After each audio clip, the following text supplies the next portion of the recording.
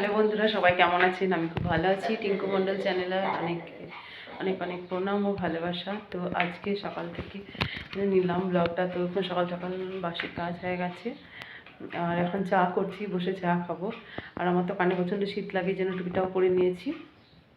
তো চলুন, আজকে ভাবছি দুপুরে বানাবো পোলাও। তো বাসন্তী পোলাও আমি কোনোদিনও বানাইনি, দেখি আজকে চেষ্টা করবো বানানোর জন্য।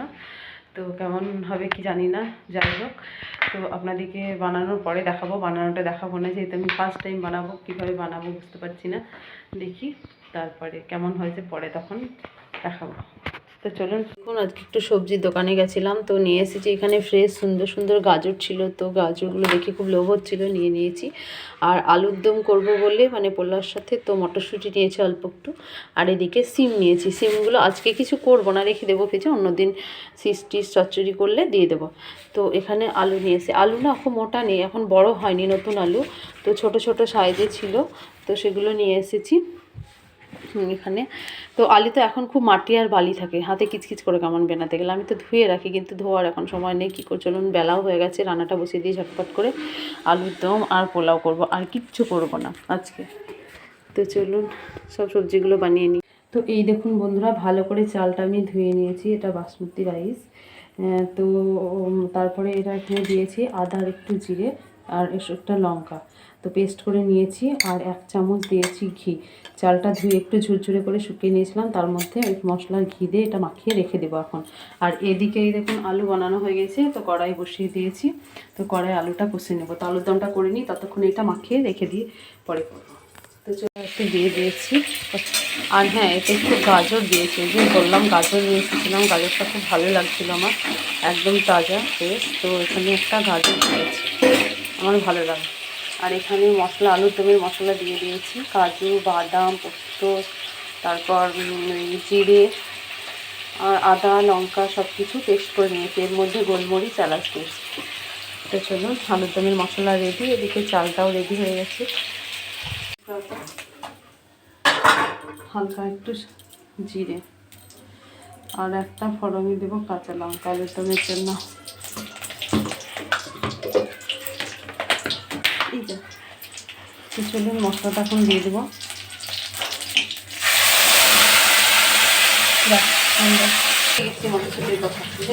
মশলাটা কষাচ্ছি, এর সাথে মটরশুঁটিগুলো দিয়ে দিয়েছি এর মধ্যে। তো মশলাটা মানে প্রায় হয়ে গেছে, মশলাটা তেল ছেড়ে দিয়েছে মশলা থেকে, তখন ওই আলুগুলো দিয়ে দেবো। আলুগুলো কষানো হয়ে গেছে।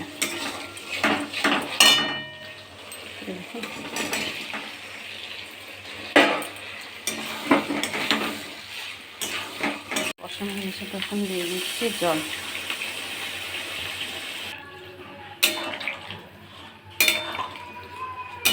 এটা নতুন আলু, এই জন্য জল একটু বেশি লাগবে, মানে টেনে নেবে আলুতে। আর স্বাদ মতো দিয়ে দিলাম লবণ। তো এখন চলুন ঢাকা দিয়ে দেবো।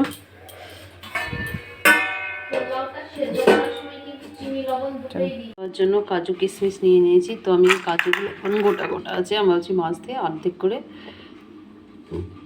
করে দেবো, তাহলে ভালো হবে হয়তো। তো চলুন, আলুর দম আমার হয়ে গেছে এখন। তো আলুর দম আমার রেডি। তো এই দেখুন হালকা ঝোল ঝোল আছে, এটা আলুতে নতুন আলু টেনে নেবে। তো চলুন, কড়াই গরম হয়ে গেছে, তো কড়াইয়ে দিব এখন তেজপাতা। আর এখানে নিয়েছি দারচিনি, লবঙ্গ, গোলমরিচ, এলাচ, তো দিয়ে দেবো কড়াইয়ে। তো এটাকে শুকনো খোলায় একটু নাড়িয়ে নেব গরম। তো এখানে দিয়ে দিলাম একটু সাদা তেল, দেখুন। এরপরে দিয়ে দেবো কাজু কিশমিশটা তেলে।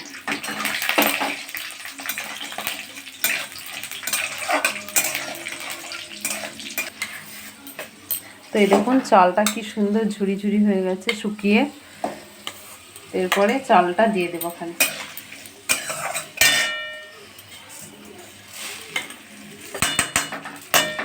তো এই দেখুন, এটা ভালো করে একটু ভাজা ভাজা করে নেবো, চালটাকে হালকা করে নেবে নেব। এতে লবণ আর চিনি, তাই তো জল লেগেছে, জল একটু গরম করে নেব। দেওয়ার জন্য গরম জল বেশি, জলটা একটু গরম করে নিলে হয়তো ভালো হবে। বাটিটায় আমি 4 বাটি চাল নিয়েছিলাম, তো এখানে ডবল জল দিতে হবে, তার জন্য 8 বাটি জল দিতে হবে। তো এই বাটিটায় 8 বাটি জল দেবোতে। তো চলুন, তো এই দেখুন 8 বাটি জল দিয়ে দিলে 2 বাটি দাঁড়া। তো এই দেখুন স্বাদ মতো লবণ, তো স্বাদ মতো চিনি, আরেকটু চিনি দেব। তো চিনিটা শেষ হয়ে গেছিলো, নিয়ে আসলাম আরেকটু দিলাম।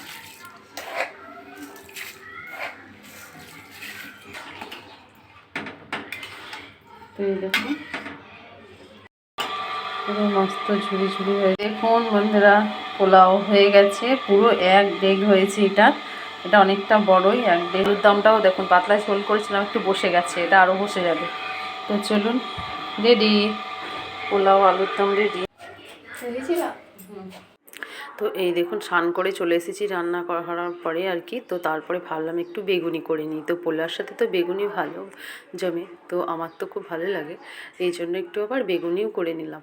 তো বেসনটা ফাটিয়ে নিয়েছি, এরপরে বেগুনগুলো গোল গোল করে কেটে রেখেছি, তো গোল গোল করে ভেজে নিচ্ছি। বেগুনিটা খেতে খুব ভালো হয়েছিল, যতটা পোলাও খেতে ভালো লেগেছিলো বেগুনিটা বেশি ভালো হয়েছিল।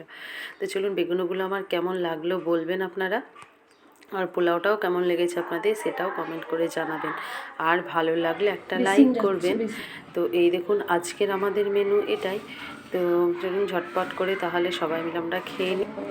ওদেরকেও দিয়েছি, আমিও নিয়েছি। তো চলুন এবার খেয়ে নিই। তো আজকের মতো ব্লগটা এখানেই শেষ করছি। তো সবাই ভালো থাকবেন, সুস্থ থাকবেন, টাটা, বাই বাই।